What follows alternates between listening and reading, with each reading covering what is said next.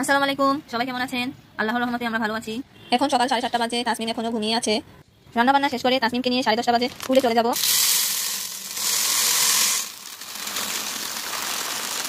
আজকে ডাল রান্না করবো। ডালগুলো প্যাকেট থেকে বয়ামে নিয়ে নিলাম।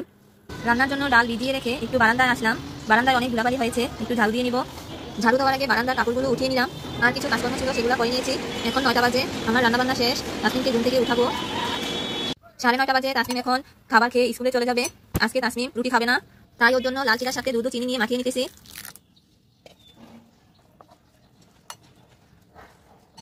এখন 11:30 বাজে, এর মধ্যেই তাসমিন ক্লাসে চলে গিয়েছে আর আমি ঘোরাঘুরি করছি।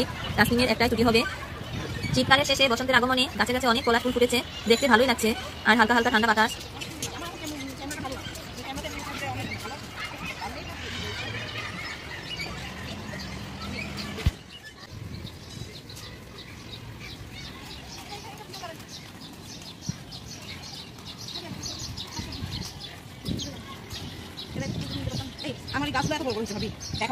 হাতে হাতে হঠাৎ দেখলাম গাছের মধ্যে একটা ব্যাগ ঝুলছে।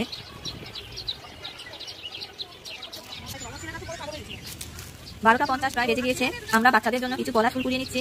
তারপর তাসমিনকে স্কুল থেকে নিয়ে বাসায় চলে যাব। স্কুল থেকে এসে আমরা কিছু খেয়ে নিব।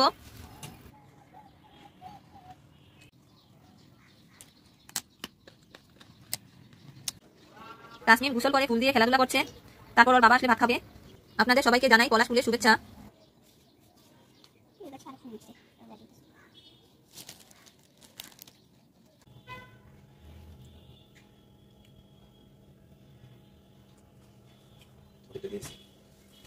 এখন 3টা বাজে, আমরা সবাই খাবার খেয়ে নিব। এখন সন্ধ্যা 6:30 বাজে।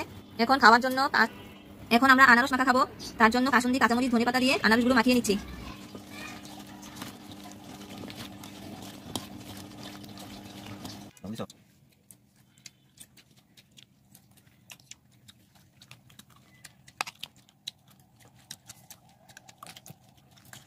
এখন 8:45 বাজে। তাসমিন চিপস ওয়েফার খাবে, তারপর লাইভে বসে পড়াশোনা করবে।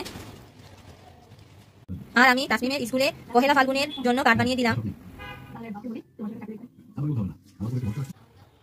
কার্ডটা তাসমিনের অনেক ভালো লেগেছে। 10:30 বাজে, রাতের খাবার খেয়ে নিচ্ছি।